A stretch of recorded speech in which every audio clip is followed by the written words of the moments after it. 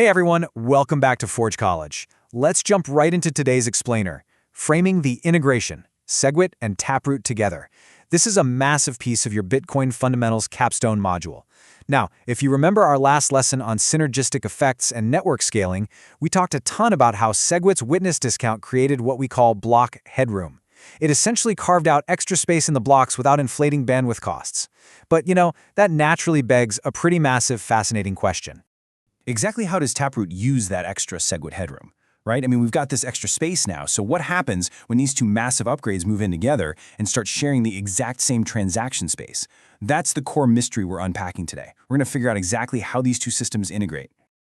Okay, let's dive into this. Our blueprint today covers the synergistic setup, the layered envelopes, 3 metrics of integration, the key path, the script path, and finally, conditional privacy. Starting off with Section 1, the synergistic setup and interacting subsystems. Moving right along to Section 2, the layered envelopes. We're going to use a structural metaphor here to keep our heads on straight through the technical weeds.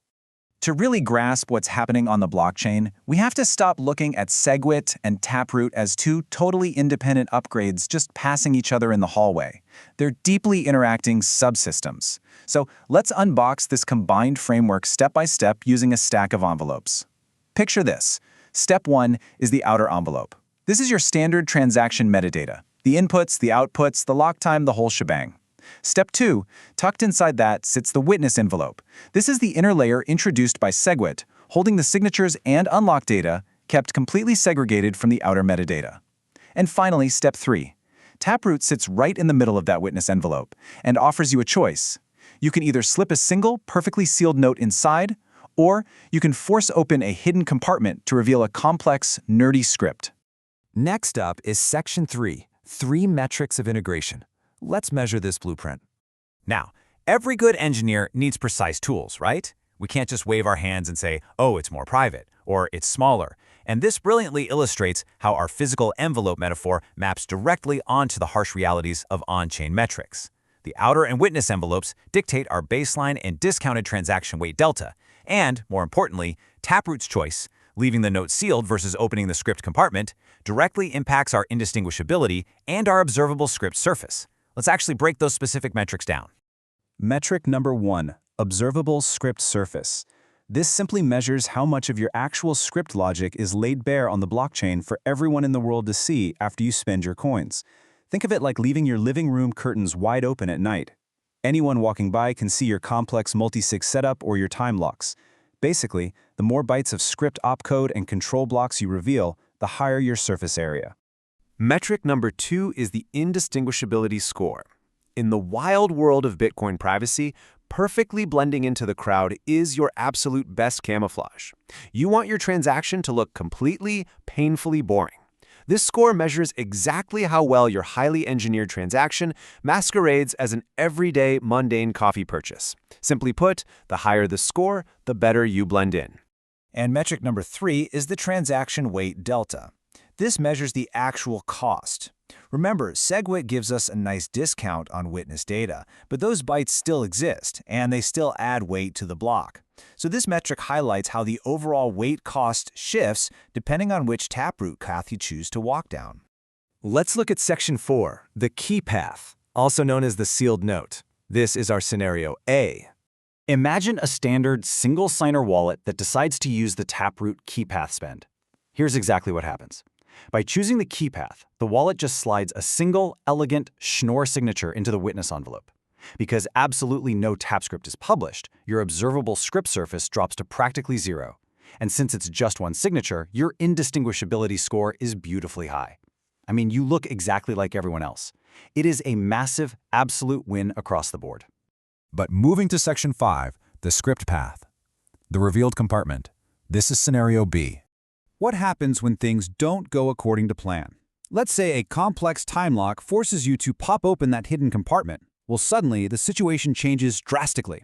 Revealing the TapScript in the control block, which basically proves that script belonged to the Taproot tree, acts like a glaring beacon. Your observable script surface skyrockets because you're publishing opcodes and Merkle siblings out in the open. Your indistinguishability score plummets because, well, you clearly no longer look like a simple single-key spend. And your transaction weight delta increases. Yes, you still get SegWit's handy discount, but those extra bytes still add undeniable weight and cost. So, the crucial point is the stark contrast between these two. On one side, the key path gives you a sealed compartment, maximum privacy, and lets you seamlessly blend into the crowd. But on the exact opposite side, the script path forces you to reveal the compartment, leaving an identifiable fingerprint on the blockchain, and it literally just weighs more. It's a massive trade-off between clean simplicity and necessary complexity.